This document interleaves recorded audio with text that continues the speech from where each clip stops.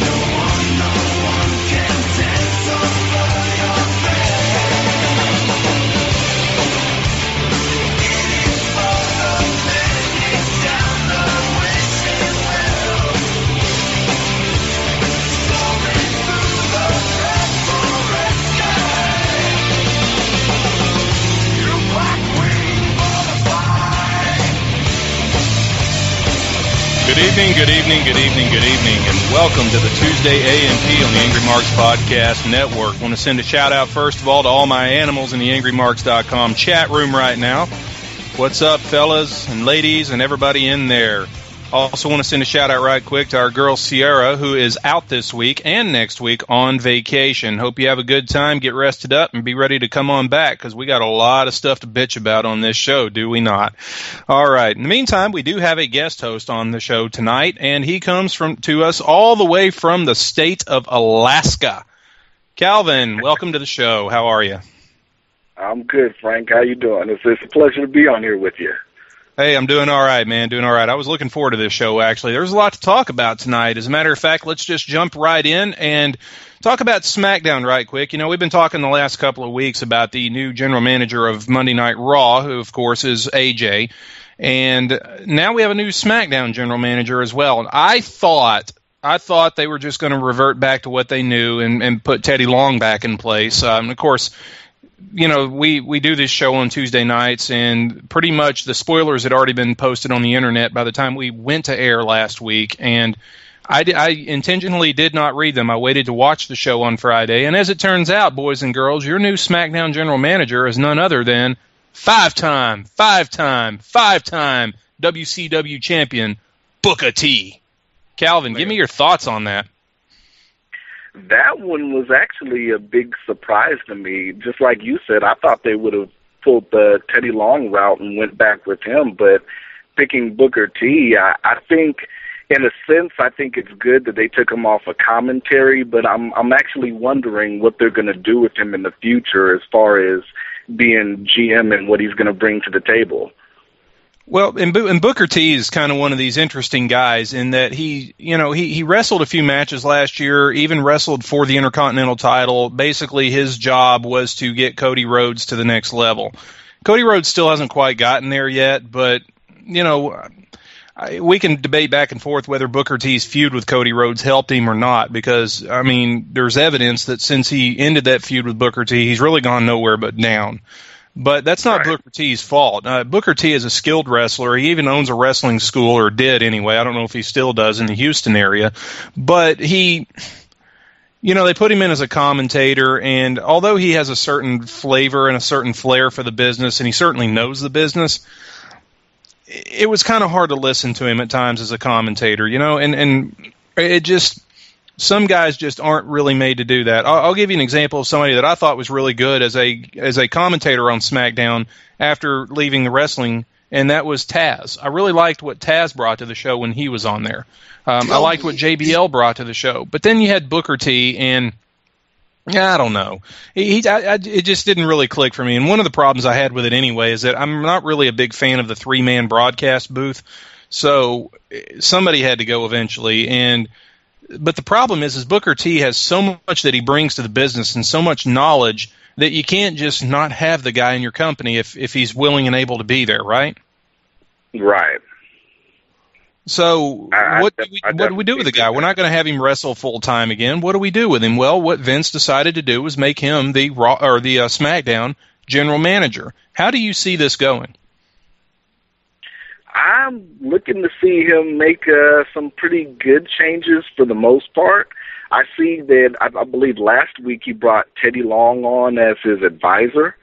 So I'm looking to see exactly what kind of role they're going to play with that, and I see that they're kind of messing with Eve. I think they're going to carry that out for a little bit. But going into the pay-per-views, it's going to be interesting to see how Vince uses Booker T to actually hype up some of these programming, because I think right now, pay-per-view-wise, they need to stack it up a little bit better. Yeah, I think you're right. These pay-per-views, they've been kind of a mixed bag this year. Obviously, WrestleMania was spectacular. I really have no complaints about that. I was really even okay with the Elimination Chamber. I was okay with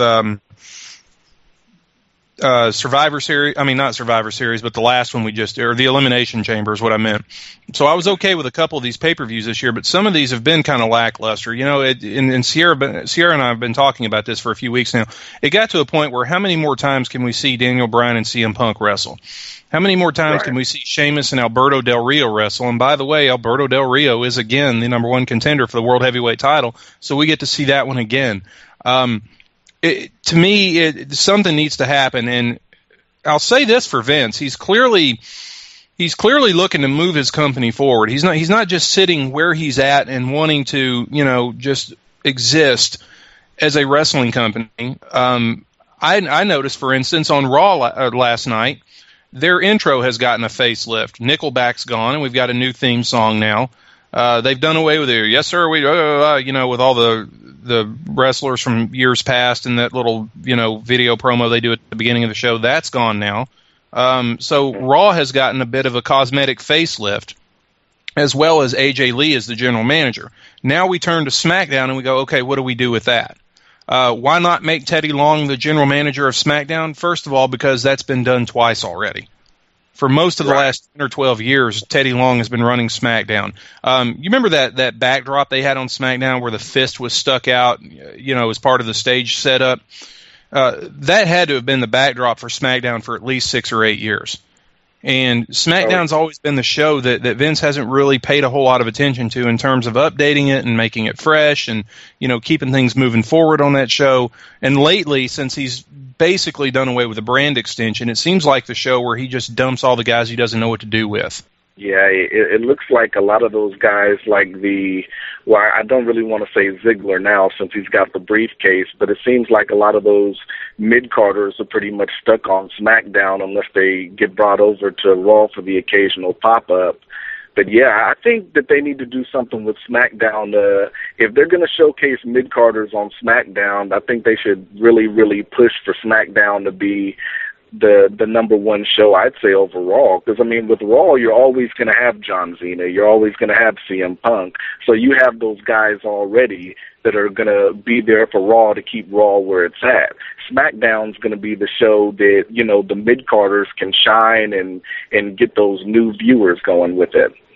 Well, they're going to have to do something with SmackDown to make it useful, because now the Raw is 3 hours long. Okay, that's plenty of time for all the upper card guys to get featured. Your Ortons and Punks and Cenas and now Triple H and Brock Lesnar, and the Undertaker showed up a couple of weeks ago, and you've got Kane on that show, and you've got Dolph Ziggler with a briefcase, and on and on and on and on and on and on and on.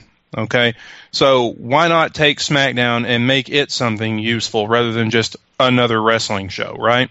And I will say this, I will give credit to Vince, because over the last few weeks we've seen John Cena on SmackDown. We've seen Triple H on CM Punk on SmackDown here and there. Chris Jericho goes back and forth between the shows. So it's not like he's denying SmackDown star power.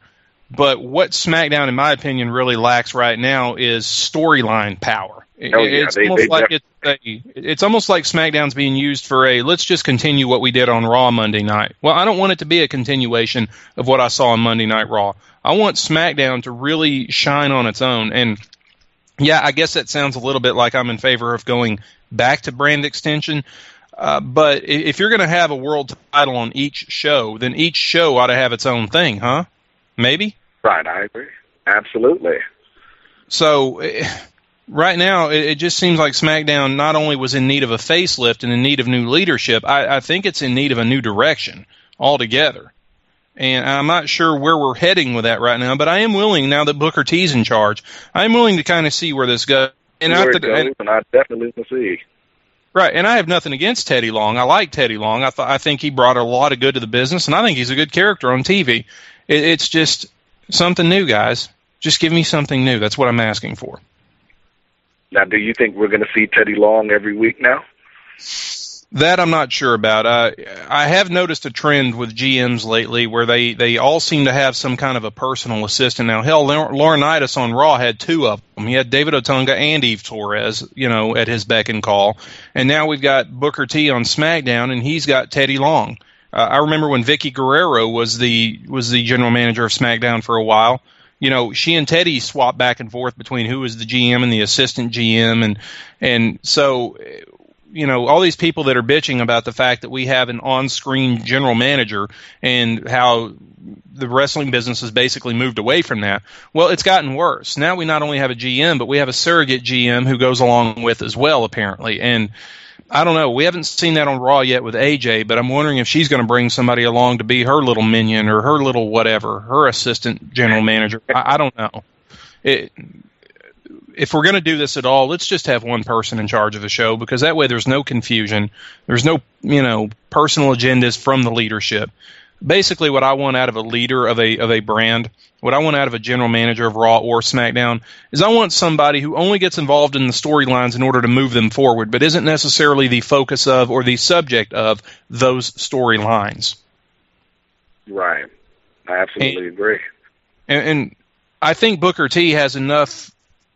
He has enough experience in the business. He has enough savvy to be able to pull that off. He's been a great character on wrestling for as long as I can remember. I mean, I grew up watching, the old Mid-South wrestling in the 80s, and then I moved over to WWF and NWA and WCW in the 90s.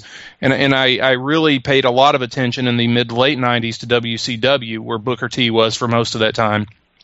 And watching this guy, he's always been a great character. He's always been good for the storyline. He's not afraid to do a job when he's wrestling. His main focus has always been telling a story.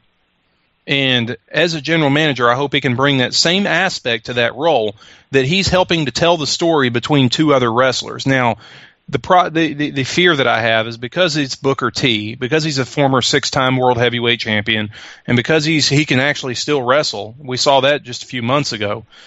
What I'm afraid of, what I'm afraid of is that the temptation is going to be there to throw him into matches and to make him an active competitor as a general manager. Yeah, I hope that they don't go that route, because you know how we had this past WrestleMania, how we had the Raw versus SmackDown. I'm really hoping that they don't go that route again, and this time Booker T's the captain of his own team. Yeah, I don't want to see that happen, and they did put Booker T on the tag team for the Survivor Series. When they did the match to decide who was going to be the permanent general manager of Raw and SmackDown. Was it going to be Teddy Long? Was it going to be John Laurinaitis? And they put Booker T on the SmackDown team to wrestle. I don't want to see, and this sounds kind of dumb, but I don't want to see Booker T wrestle if he's going to be a general manager. If they want him to wrestle, then let's not have him be general manager. Let's have him wrestle. They tried that with William Regal when he was the general manager of Raw, and okay, except for the one cheap pop that he got for winning the King of the Ring tournament while he was general manager of Raw, really that was kind of a disaster. It's hard for me to keep the stories straight in my head when I've got a guy who's willing to lace them up and get in there to affect the stories himself. And again, what I'm looking for from a general manager is somebody who's going to help move stories along, not necessarily hijack them or become the focus of them. Right. So I'm wondering, was that a plant decision, or did Vince just make that last minute and say, okay, Booker T, let's roll with Booker T? I don't know that Vince, if you read Chris Jericho's books, he probably gives the best inside, access to the mind of Vince McMahon of anybody I've ever read that's been in that business, okay? I think sometimes Vince looks at a situation and makes a call right there on the spot. But for the most part, he comes off like a cat that conducts his business in a very intentional manner. I think this Booker T thing is probably in the works for quite a while. And I want to put that question, by the way, to our chat room tonight. We've got a few people in there, and let me ask the marks in the chat room. What do you think? Do you think Booker T being general manager of SmackDown was a call that Vince made at the last minute, or do you believe that this was planned and for a good reason? And if you believe that Vince planned it, tell me why. So as the comments start to roll in the chat room, we'll certainly read those on the air. But while we're waiting on that, tell me what you think right quick of AJ's performance 2 weeks into being general manager of Raw. Week one, I'd say when she first came out, I thought to myself, wow, Stephanie McMahon's people really dressed her. And, you know, she came out and I think she did decent for the first week. Now, you know, yesterday it had me a little confused. They changed up the wardrobe a little bit. But I know she went back to the skipping. I'm wondering, are they going to keep her serious, or is she just going to be half and half and, you know, still be kind of cuckoo AJ and half serious when it needs to be?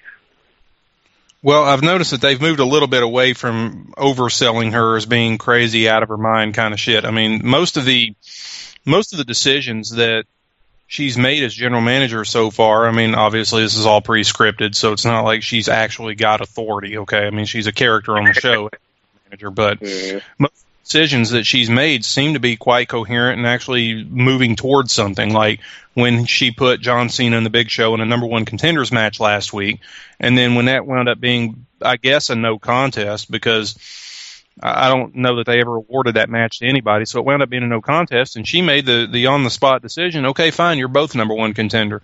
We couldn't get a winner out of this match, so you're both going to face him at the next pay-per-view. So far, I don't see any evidence that she's being the cuckoo AJ as general manager. It seems like she's kind of gotten her shit together, and she's dedicated, however, to driving Daniel Bryan crazy, and he seems to be going that direction right now with his anger issues. The backstage segment last week where he tried to, where they got to talking to each other, and she was just taunting him with the yes chant. It was... I thought that was a good piece of acting on her part, if you want to know the truth. I really think that she's got room to grow into this role, but I think she's got the wherewithal to do it if they just continue with what they're doing now. If they get tempted to go back to the AJ is crazy part, or if they start throwing her into mixed tag team matches to affect outcomes, or if she goes out there and starts cheating to help a certain wrestler win. In other words, I don't want to see her become a face or a heel on the show. I just want her to be the general manager and truly do what's best for business, no matter which way it may go. Oh, yeah. Yeah, I definitely agree with that. I mean, all the eyes are going to be on her since she's pretty much the only diva that we're getting on Raw on a 3-hour program. Yeah, and if Sierra were here right now, she would be going apeshit over that. Because literally, we have a Divas match last night. We had Eve Torres and the returning Kelly Kelly. That match was a disaster, by the way, and I'm not sure I want to spend a lot of time talking about that, but that match was awful last night. I'm tempted to say, well, Kelly Kelly's got some ring rust because she's been gone 2 or 3 months. No, neither one of them is really just a very good wrestler anyway. And add on top of that 3 months of ring rust, and that match was just an absolute abortion last night. It was horrible. Like a bunch of hair pulling and throwing around, and Kelly had to set herself up to hit her high spots. Like she had to get herself set to do these things. And it was just, thank God that match only lasted like 3 or 4 minutes because it was awful. Awful. Incident. Some feedback from the chat room on Booker T being general manager. And I'll start with boss man Stevie J. His thing is yeah, let's do it. Thumbs up on him being general manager. At least we don't have to listen to him for 2 hours now. And that seems everybody's fine. If Booker T is going to be employed by WWE anyway, and he's going to be on camera anyway, let's have him play a character and not be a commentator. I think we can all agree on that. Right. And Stevie J says, Booker T entertains me, but let's be serious. As a commentator, he's no good. And that's right. That's right. And his go-to move, and Stevie J said this in the chat room also, his go-to move is shut up, Cole. And he and Michael Cole getting into it back and forth. And, yeah, I get enough of that on Raw between him and Jerry Lawler. I don't need to hear that also on SmackDown. And Josh Matthews at times seems to be the forgotten man on that team because those two guys are sitting there just arguing back and forth and trading barbs and shots at each other. And Yeah, enough of that. Broadcast team. I personally don't understand why Michael Cole has to be on both shows, because I see no evidence that Michael Cole equals ratings. Okay, but that's Vince's thing. That's what he wants. Whatever. I don't know that Michael Cole necessarily takes away from the show. I just don't know that he adds anything to SmackDown either. But he's there. We got to deal with it. Thankfully, Booker T's not in the podcast booth anymore. He's got a new gig that we can all appreciate. So I'm interested to see how that goes. And right now, I really don't have a whole lot of complaints about AJ being the general manager. And honest to God, when Vince first announced that, I was screaming at my television set. If I'd had a handgun on me, I would have straight up Elvis'd my TV set, okay? But she's proven me wrong the last couple of weeks. Now, it's only been a couple of weeks, but so far I can't really complain much about what I've seen from her as general manager. So, all right. Right quick, let me get your thoughts on the 3-hour Raw format. Are you buying or selling Raw being 3 hours, and why or why not? So far, I think, with the 1000th episode, I think it went pretty well. I think the one last night made me fall asleep a little bit, and I don't know. It's kind of taking me back to a little bit to Nitro, where you have those spots where you just kind of get up and want to leave the TV, and I'm just wondering how they're going to keep people's attention really going. I mean, if they get more wrestling going, I'm all for it. But if it's just going to be promo after promo, and I mean, 3 hours to me is enough time to, especially with the Divas, to give the Divas some time to get in there and get some work done. Yeah, and I see that you're concerned about the lack of push and momentum in the Divas division also. And I'm sorry, I'm trying to remember, and I'm being sarcastic here, but let me see. Who is our Divas champion again? Oh, God. Oh, crap. That's right, it's Layla. Yep, Layla. Divas champion. We haven't seen her on Raw in 2-3 weeks now? Yeah. I think we've seen her on SmackDown before we've seen her on Raw. Yeah. So our Divas champion is not getting any time at all on a show that has just been expanded to 3 hours. But we had time to kick in for Kelly Kelly last night and Eve Torres. And frankly, at this point, I'm not sure what else can be said about the lack of a Divas division. I don't even know where. Is there even number one contender? I don't even know if there's a number one contender right now. Is there? No, I don't know that there's any push towards that belt. I don't know that belt's being defended at SummerSlam. In fact, I'm almost certain it's not, because right away you can bet that the Triple H Brock Lesnar match is going to take up somewhere between 30 minutes and an hour of that show. Oh yeah. Mm-hmm. And then you've got a triple threat match for the WWE title between Punk, Cena, and the Big Show. That's going to go 30 to 45 minutes, most likely, just between the introductions and the final bell, okay? We've got a World Heavyweight title between Sheamus and Alberto Del Rio that'll probably get 15 or 20 minutes at the most.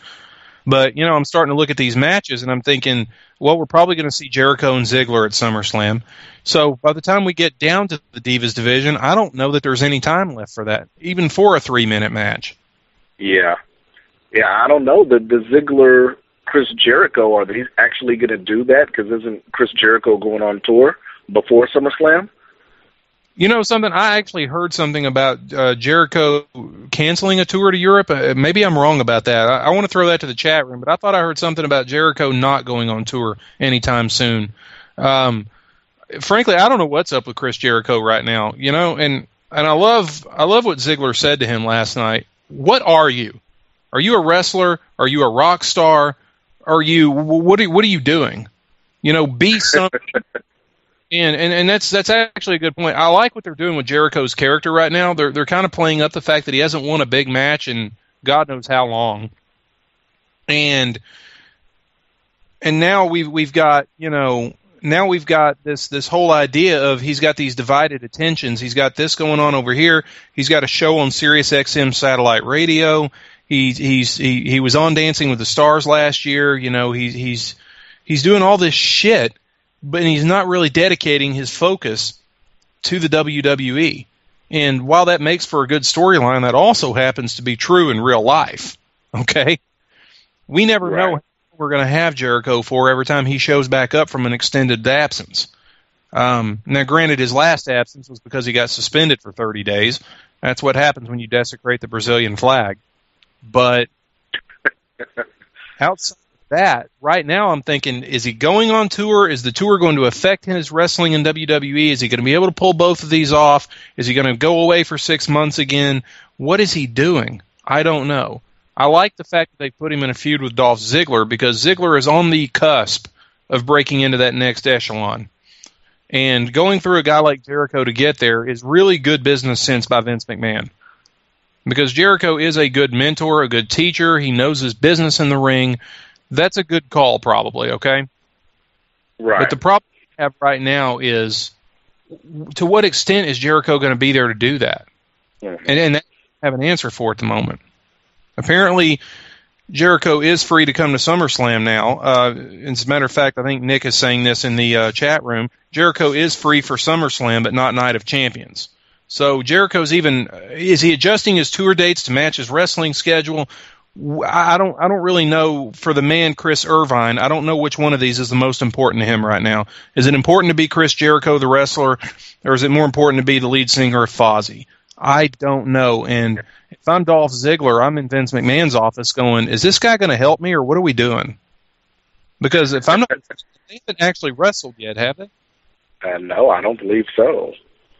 Jericho's given him about a half dozen code breakers by now. They've talked shit back and forth at each other. Jericho's out there wearing Ziggler's T-shirt now. He's showing up ringside at his matches. He's basically stalking and taunting the guy, which, by the way, Chris Jericho might be one of the very few wrestlers in history who can get away with doing that to somebody and still being considered the good guy in the feud. Right. You know, the crowd is chanting his name. He's out there calling himself Y2J again. He's dropping all of his old catchphrases. He's back in face mode. But he's out there stalking Ziggler. He's out there interfering in his matches. He's costing him matches. He's giving him code breakers. He's talking shit at him. He's wearing his T-shirt out there to mock him. And he's the good guy. Only Chris Jericho can get away with that. So I need to see some commitment from the guy. If he's going to show up on TV and get my hopes up, I want to see him commit to the business. And I don't know that he's going to do that. Yeah, especially with working with Dolph Ziggler. Now, do you think Dolph Ziggler, you said he's pretty much ready for that next big move up to the world title situation. Do you think that part of it could be his mic skills? Ziggler? Yeah, okay, Ziggler is no Rock. He's no Ric Flair on the mic. He's no Chris Jericho on the mic yet. All right, but neither were those guys when they started. I remember watching the Rock promo when he decided that he was going to turn heel as Rocky Maivia. That promo wasn't very good. That certainly wasn't what we expect from The Rock today. You know, even Chris Jericho in one of his books talks about how he had to get in the box at WCW and learn how to cut promos. Like, he had to dedicate time to it. Simply having charisma doesn't mean you can cut a good promo. You still got to learn what to say and really how to say it in a way that gets wrestling fans excited in the feud you're in. And Ziggler's not quite there yet, but he's not horrible on the mic. He's not Shelton Benjamin with a microphone. I mean, he's better than that. And he's got the swagger and the persona and all these different things. What I'm looking for from Dolph Ziggler is what I want to see happen, and I think this is probably what they're going for with the booking right now, is I want to see Chris Jericho taunt and torment him to no end, and then we get in the ring, and Ziggler just absolutely stomps his ass into the floor. Mm-hmm. Jericho actually said this about Goldberg when he was in WCW. The major problem that Goldberg and Jericho had between them is Eric Bischoff decided he wanted to blow off their budding feud on Monday night on Nitro, on free television, just have Goldberg go out there and crush him in a 45-second match and then move on to other things. Jericho's argument was, I've been stalking this guy. I've been making fun of him for weeks, if not months now. If you get this to a pay-per-view, people would pay literally anything to see him fucking kill me. That's good. That puts asses in seats, and that puts money in your pocket. If you want to make money, take this to a pay-per-view and let him stomp the shit out of me at a pay-per-view. People will pay to see him kill me the way I've treated him. And I think that's what they're going for now with Ziggler and Jericho.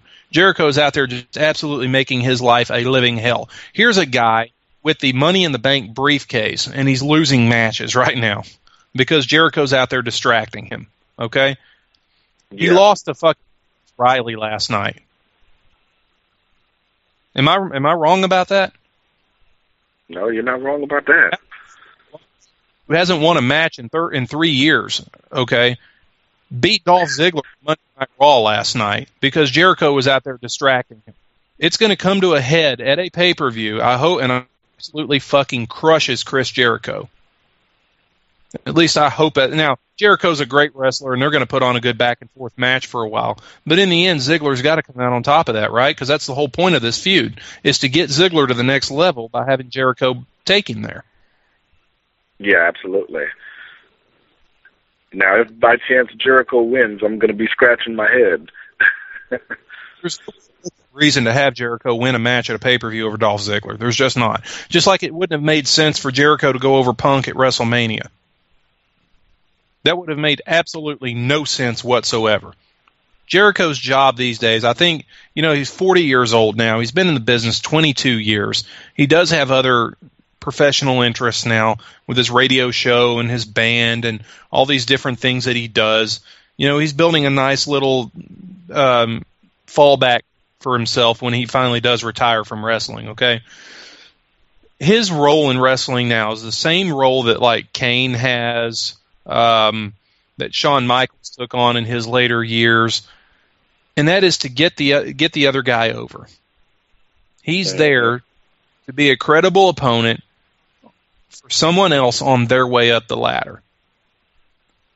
It's real funny to me because I look at this, and John Cena really got a major rub in his career from that 1 hour match back in 2007 that he had with Shawn Michaels on Monday Night Raw. Shawn Michaels worked his ass off for over an hour. Cena went over in that match, and he hasn't looked back ever since. That's the role of a guy like Jericho these days.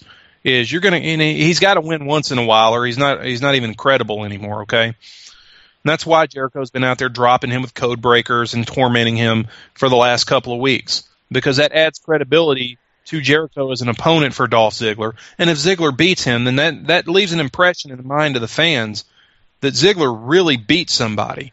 He's really beaten somebody. Now he's ready for that next thing. And Jericho's a 6-time world champion. He's no green puff. So if Ziggler gets past him and they manage to blow that feud off, then Ziggler's ready to go cash in that briefcase and become world heavyweight champion and carry that ball.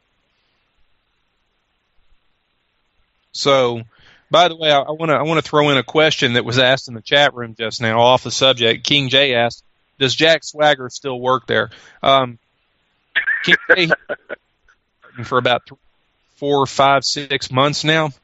We've been talking about Swagger and how his only job is to go out there and get his ass crushed. Last time I saw Swagger, he got crushed by Brodus Clay, I think it was, in about 45 seconds. That's Jack Swagger's job now. This guy's a former world heavyweight champion too, by the way, and I really think he's just barely hanging on to his job until Linda finishes her last run for the Senate and the WWE feels comfortable with laying people off again. Yeah. We just saw Alex Riley again. Right. The going theory right now is that the E is not going to fire anybody or future endeavor anybody right now while Linda's running for the Senate, because it doesn't look good that the company she used to run is laying people off when unemployment's at 8.2% nationwide. So that doesn't add credibility to her as a candidate. So I think that's why they've held off, because ordinarily by this point they would have already laid off 10 or 12 people. Usually sometime after WrestleMania, their round of future endeavors. And we've had a short list for a while now of folks, and Jack Swagger, frankly, is right up there at the top of my list. I really think that once Vince gives the green light to fire people again, Swagger's probably one of the first ones to go. And yeah, it was Brodus Clay that beat Jack Swagger on Raw 1000, and he literally beat him in like 45 seconds flat. I mean, it was ridiculous. Yeah. I think the music was still playing. Right, yeah. His intro took longer than that match did, with his little push-up. bullshit. The thing about, and by the way, I do want to transition over to Brodus Clay right quick, because he's been getting his ass handed to him by Damian Sandow for 2 weeks now. Is this a feud we want to see, and is this supposed to add credibility to Sandow as a badass? Because I don't think I'm buying it right now. Yeah, Sandow has great mic skills. I really like what he's doing on the mic, but I don't know what he did with Brodus, jumping on Brodus. I'm starting to wonder, do you think maybe they might be getting ready for a character change for Brodus? Because, I mean, he's been getting taken out a lot lately. Yeah, and it really does seem like Brodus Clay isn't going anywhere. And the funny thing is has he officially lost a match yet? Because even that match he had with the Big Show beat him, so I think he just beat the shit out of him, and there was never an official decision in that match. I don't know that Brodus Clay's even officially lost a match in WWE. Well, since he came back from his, I should say the Funkasaurus Brodus Clay hasn't lost a match. Obviously, he lost matches when he was in Nexus, but this current incarnation of Brodus Clay, I don't think has lost a match yet. But he's been getting the shit kicked out of him fairly routinely lately. And I'm not sure where exactly that's headed. And again, it's one of these, is this designed to get Brodus Clay over eventually, where he's just going to snap and beat the shit out of Sandow? Or is this designed to get Damian Sandow over? Because I don't frankly see a way that both of them get over as a result of this feud. Yeah, I don't either. I'm wondering, could this be a way to finally give Brodus a monster heel turn? I don't know. And if you're going to do anything with Brodus Clay, my vision for him would be to drop this disco ball dancing bullshit. Mm-hmm. If you want the girls, that's fine. Scott Steiner got over in the late 90s with a couple of hoochies going down to the ring with him. Want to have them be his valets, that's fine, but this whole dance party USA bullshit that they're doing with Brodus Clay, it's not only cheesy and corny, it's also just, I mean, am I wrong, or does it really kind of racially stereotype him somewhat? Yeah, I think it pretty much labels him a certain way.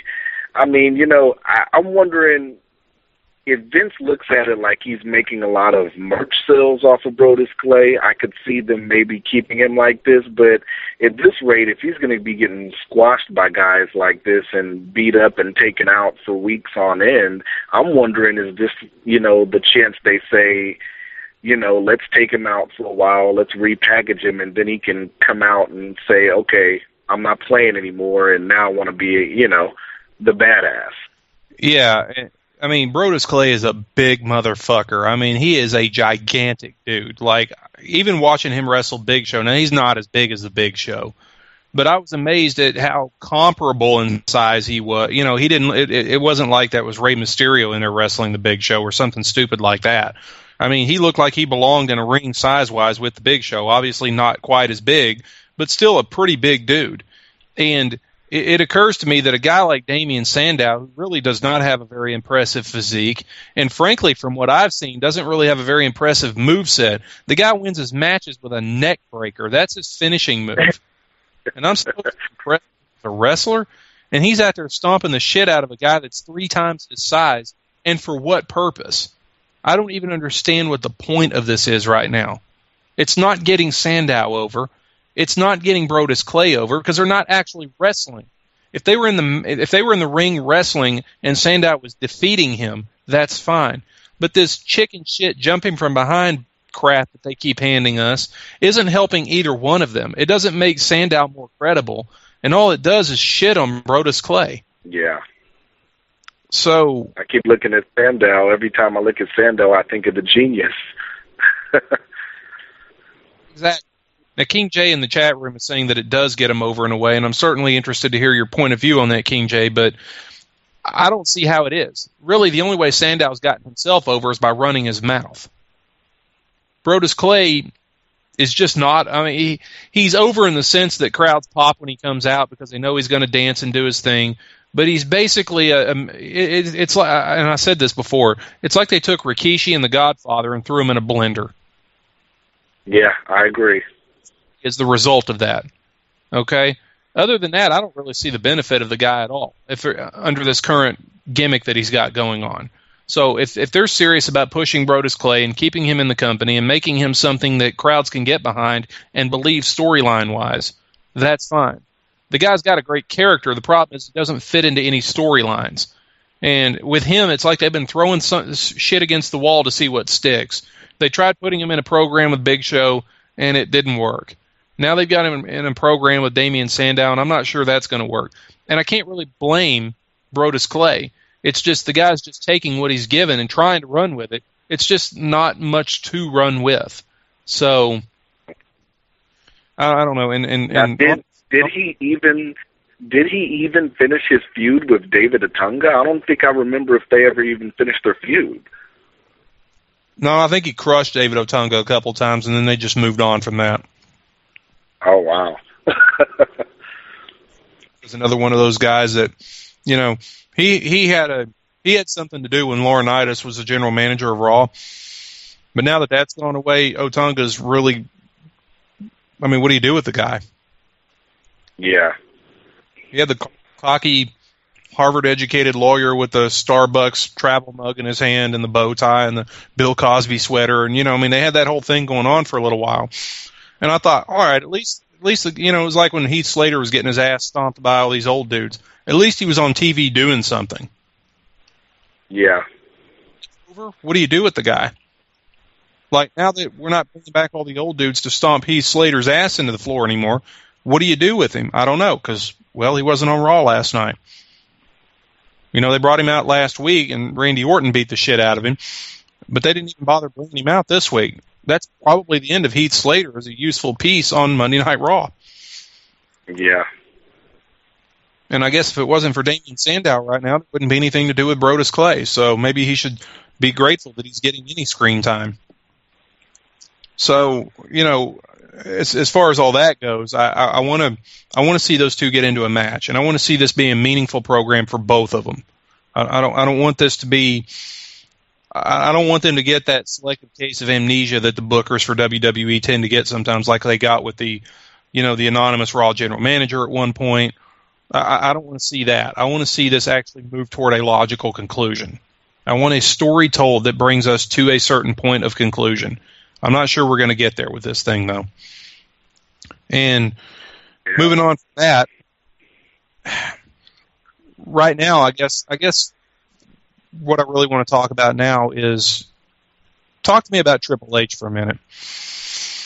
You know, we had Brock Lesnar come out on Raw last night with Paul Heyman, and I'm going to piss off some fanboys here, I know this, but this is just my honest to God feeling. Can we please not have Paul Heyman on my TV anymore? I mean, if Brock Lesnar can, you know, the guy was in the business 8-9 years ago. He's a former UFC World Heavyweight Champion. He is a legit badass. He doesn't even have to talk to make that point. Brock Lesnar is a legitimate badass. Why does he need Paul Heyman out there to cut his promos for him to get that point over to people? I don't even understand the point of Paul Heyman being on my TV. And in my opinion, and again, I'm going to leave myself open to some disagreement from folks, but I don't feel like Paul Heyman's really adding to this feud in a way that it needs to be added to. I think he's helping tell a certain story. That's not the story I want to see between these two guys. I don't want Paul Heyman out there weaseling around and threatening lawsuits and being a smarmy little smartass. This feud between Brock Lesnar, who is 6'4", 285 pounds, and Triple H, who's about 6'4" and 265 pounds. These two guys are a lot of beef moving at each other at a very high rate of speed right now. All right? This storyline between these two legitimate badasses does not need a smart-ass, lawsuit-threatening, balding little Frodo troll named Paul Heyman involved in it. Just doesn't. Paul Heyman isn't adding to this eventual confrontation. In my mind, he's taking up time that these two could be using fist-fighting each other. He's taking up time that these two could be using talking at each other. This is clearly a personal issue. I didn't need Paul Heyman to tell me that. If you want to use Paul Heyman to help tell the story of this match, then put his ass down there in the commentary booth. I don't want him in the ring involved in this angle. And by the way, love the man. And I will forever worship Shawn Michaels for what he did in this business. I don't want him involved in this story either. That's like the go-to move anymore. They did it at WrestleMania with the Undertaker match, and it's almost all of a sudden now like Triple H, who's a 13-time world champion and has been in this business for damn near 20 years. Now he can't get through a major feud without having Shawn Michaels come along to help tell the story. Can we not just have guys get in a ring and throw down until somebody can't get up anymore? That's what I want to see. Yeah, you're right. You're right on that. I mean, one of the questions I have is, looking at this whole situation with Triple H and Brock Lesnar, I'm wondering what the payoff is for it. Because, I mean, how do you book it? Do you book it for Brock Lesnar to go over and keep him strong so you have something solid since it's almost the end of the year and you need to build for WrestleMania? Or do you have a guy that just lost to The Undertaker at WrestleMania? Do you have him go over? And you know what, Calvin? That's a great point, because what you have in this match right now is you have the guy that lost to Undertaker at WrestleMania despite getting help from Shawn Michaels. Shawn Michaels gave The Undertaker sweet chin music in the middle of the ring in that match, and it still didn't put him away. All right? So you've got the guy who lost to Undertaker at WrestleMania versus the guy that lost to John Cena at Extreme Rules. You've got two losers facing each other to determine who the baddest man on the planet is. And not only that, but the guys in the chat room are pointing out that the reason Heyman's out there is because Lesnar has limited contract dates. He can't be there to help tell the story of this feud as much as it requires, so they bring Heyman out to help move the storyline along until Lesnar can be there for a contracted date.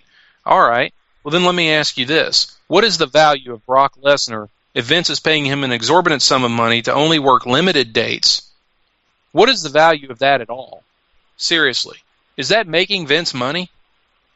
Because in my mind, one of two things needs to happen. Either we need to pay Brock Lesnar enough to be there every week so that he can tell his own fucking story, or he needs to go away and not be in the business anymore.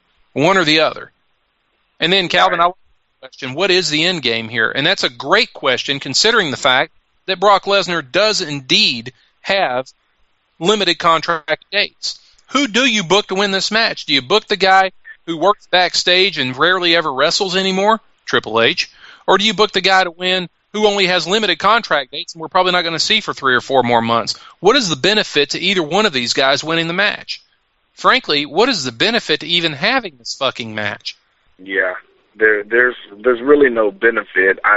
If I were to book it, I would book Brock Lesnar. Well, I think you would have to book Brock Lesnar to go over since he lost to Cena. Because, I mean, at the end of the day, we might get Brock one more time this year, and then pretty much next year you have to build WrestleMania. And if he loses at SummerSlam, I mean, whoever he faces at WrestleMania, he's already going in with 2 losses. So, I mean, people being interested in seeing what Brock Lesnar has to do at WrestleMania, that interest is going to drop very quick. Now, I don't ordinarily name other websites on our show, but the boss man's naming Dave Meltzer's website on the chat room, so I'll go ahead and talk about that. He says that Meltzer's whole thing is that Brock Lesnar needs to add at least 100,000 buys to any pay-per-view he's on to justify what he's even being paid. I agree. I'm not convinced that Brock Lesnar's worth 100,000 buys at SummerSlam. I'm really not at all. So, again, I'm not sure who's supposed to win this match and what the benefit of it is. Triple H isn't going to be a full-time wrestler ever again. Hell, he's the heir apparent to the whole business at this point. Okay, his job is to go out there and put the business over, not himself anymore. Brock Lesnar, why have him win the match? Because he's going to go away for 6 or 7 months, and then he's going to come back and he's going to pick on somebody else and remind all of us again what a badass he is. What's the point of Brock Lesnar even being employed by WWE? Because the fans chanted for it for a few weeks? Who gives a fuck? You chant for Brock Lesnar for a few weeks, he doesn't show up, they move on, you move on, and that's it. Vince isn't paying him $5 million for 10 contract dates or whatever the hell those numbers are, I don't know. But Brock Lesnar is making ridiculous money to show up like like once every 3 months, and we're putting him in a match with somebody else who doesn't wrestle very much. This isn't getting anybody over. It's not moving anything forward in terms of the quality of the business, especially in a long-term thing. And Vince kind of confuses me sometimes. We talked at the top of the show about how he's given Raw a facelift. They have a new theme song as of this week. They've got a new, opening montage now. And we've got AJ as the general manager. SmackDown's apparently beginning to, sort of move forward a little bit. We got Booker T as the general manager. So Vince is about progressive booking to a point. Dolph Ziggler is probably going to be world champion sometime soon. We haven't seen John Cena carry the WWE title in a year because we're looking at freshening things up and doing some new things. So why bring back Brock Lesnar to wrestle Triple fucking H? You just took the business back 8 years and for no good reason. And you spent a lot of money to do that. Just say. So, and guest 267, whoever that is, says that Vince is a jerk and he wants to undermine UFC. I don't think that's it at all. In fact, Dana White actually, was it last week or the week before, said that he has a lot of respect for Vince McMahon and that he believes that Vince McMahon is one of the best promoters of any business ever. And I think that's true also. The guy took a largely regional promotion and turned it into the juggernaut that it is today. I mean, WrestleMania, all you TNA fans out there, but WrestleMania is the consummate. It is the capstone event of every year in wrestling. It is, and that was the creation of Vincent Kennedy McMahon. So I don't doubt that Vince is a visionary, and I don't doubt that he's got the best interest of his business on his mind at all times. But this right here just doesn't seem to serve any good purpose. And really, I like what Bossman Stevie J said. It's not that way. It's not that Vince is worried about UFC. It's that UFC would have never enjoyed the benefits of Brock Lesnar had he not gone through WWE first. Vince created the badass, he was obviously a national wrestling champion in college. But in terms of Brock Lesnar, the brand, that was created by Vince McMahon. So I don't think Vince is worried about trying to undermine UFC. If anything, UFC would probably love to get Brock Lesnar back because they're frankly not selling as many pay-per-views as they used to. I don't as Dos Santos Part 2 is going to sell 3/4 of the pay-per-views that Brock Lesnar did fighting anybody, really. So Lesnar sold a lot of pay-per-view buys because people wanted to see him get his ass stomped on the floor, and eventually he did. Okay, but I don't really see the business sense for WWE and bringing Lesnar back at this point, unless he's willing to commit to the business.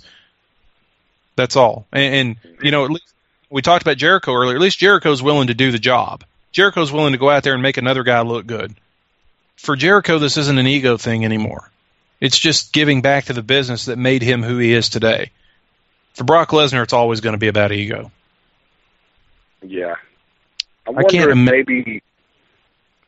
Do you think maybe they're going to throw a stipulation in this match? I think if you're going to make this a believable match at all, I think it's got to be something like a last man standing or some kind of just brutal, hardcore, brawling match. These two aren't going to get in the ring for a straight-up match, and because, they put Lesnar in a hardcore match with John Cena at Extreme Rules, and 30 seconds in, he busted him open, Lesnar, I don't think, or still that guy that can go in there and put on a legitimate, rules-oriented match. I just think that if you're going to keep this whole idea of him being the baddest man on the planet or whatever, I almost think that it's got to be some kind of a stipulation. I would go with a last man standing, or I would go with I like what Ryder Block said in the chat room. How about a non-sanctioned match? The problem is it's already been sanctioned. Yeah. There hasn't been a contract signing on the match, although I fully anticipate, I think that there needs to be some kind of a stipulation on the match in terms of those lawsuits that Paul Heyman supposedly has hanging over Triple H's head. I think there needs to be something said about if I win, those lawsuits go away. Because you tie up that loose end. The problem is I don't see Brock Lesnar jobbing 2 times in a row. He jobbed to Cena at Extreme Rules. I don't see him doing the job to Triple H in this case. Yeah, I agree. If he does, that'd be a waste of money for Vince bringing him back. Yeah, and again, anyway, I've said all I need to say about that. So, all right, well that covers Brock Lesnar and Triple H. Let's talk about this WWE Triple Threat match right quick and where that's headed. Do you buy or sell the fact that we've got three men vying for the WWE Championship at SummerSlam?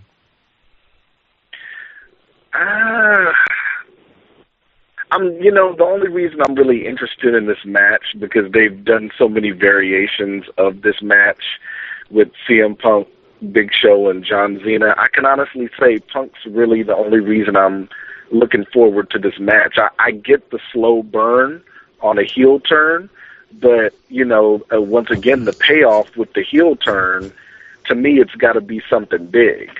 If he's gonna finally turn heel at some point, what is gonna be the big payoff?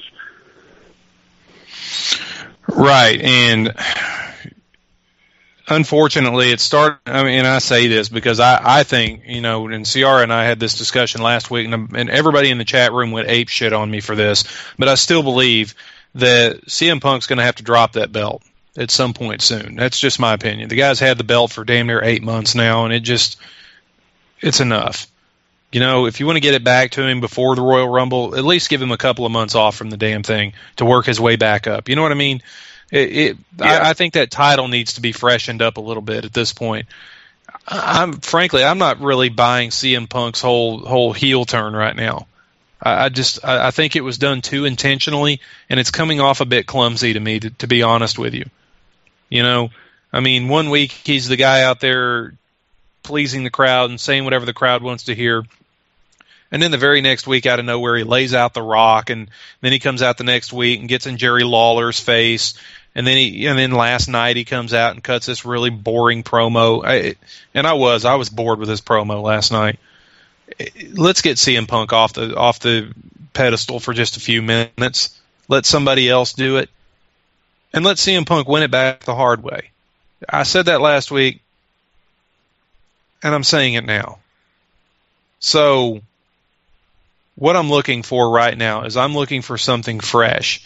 Unfortunately, that's not going to be John Cena either, because if he wins that belt right now, all you're going to hear is, oh, yeah, here we go. Cena's going to hold the belt for 3 years, and, I don't want to hear that either. So really, since we've booked it the way we've booked it, the only solution I can see is to transition it over to Big Show for, if not for very long, at least for a couple of months. Yeah. Yeah, that works. But if they give it to John Cena, do you think they're really thinking about setting up The Rock and John Cena too? I think it's going to go that way, and we're looking at, and frankly, I'm not as worried about the Royal Rumble as I am about WrestleMania. Because, okay, so The Rock's going to wrestle at the Royal Rumble in January, and that's fine. That's, still 4 months away from WrestleMania. So what do you do there? And again, what is the end game? Okay, do you have The Rock go over and win the WWE title at the Royal Rumble? Does that mean he's going to be spending a lot more time on TV? Because he's almost going to have to if he's a champion.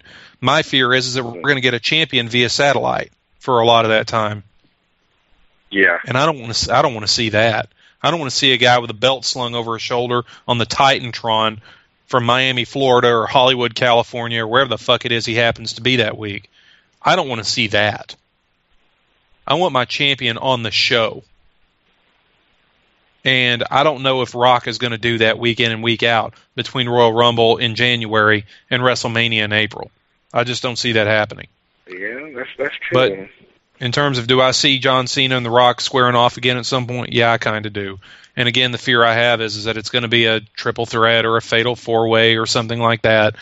As I look at where we're headed going forward, it's a little murky right now, and that's not always a bad thing. If I were able to predict all this shit out for a year, there'd be no point to watching it. But at the same time, I can't even make sense of what's happening right now, let alone where it's headed. Yeah. So, anyway, I'm not sure what else there is to add to what we've seen this past week, but basically right now what we have is we have a murky title picture. We have We have Chris Jericho and Dolph Ziggler, and I'm hoping that this gets Ziggler to the next level. We've got Triple H and Brock Lesnar. That makes no damn sense to me whatsoever. I can't even make money sense out of it. If what Stevie J is saying is true, I can't even make good dollars and cents out of that. I really can't. I am pleased and hopeful with the Booker T turn on SmackDown to being general manager. So I'd say that pretty much sums up what we've talked about tonight. Want to give you a couple of minutes to talk about anything you want to, Calvin. Well, I'd just like to say, it was a pleasure being on. Shout out to everybody in the chat room. Yeah, I had a real good time. And Frank, it's always a pleasure. Hi, Ciara.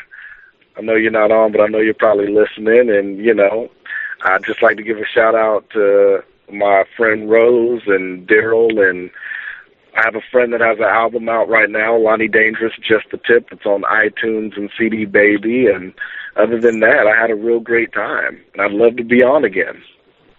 All right. Well, Calvin, I do appreciate you being on the show tonight. You really contributed and did a really good job, I thought. So thanks for being in tonight. And at this point, I am going to bring in Kelly Kev to do our cheap plugs for the week before we sign off.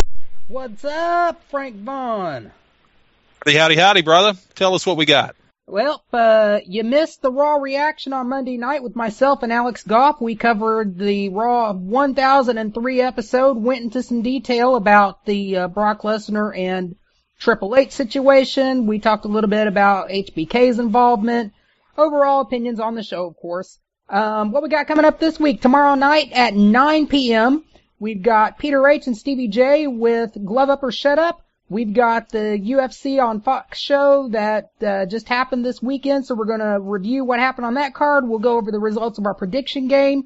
We get to see who's the prognosticator, who is the fool. I kind of landed in the middle on that one, so grin. Thursday night, AMP, of course, 9 p.m. Peter and Steve will be back again. We're trying to line up a special guest interview, but if we don't get a guest interview, then we'll discuss what's gone on in professional wrestling and everything that's happened on mixed martial arts since Wednesday, since Thursday night seems to be a great opportunity for last-minute MMA news to be breaking. We'll probably do a preview of this weekend's TNA pay-per-view.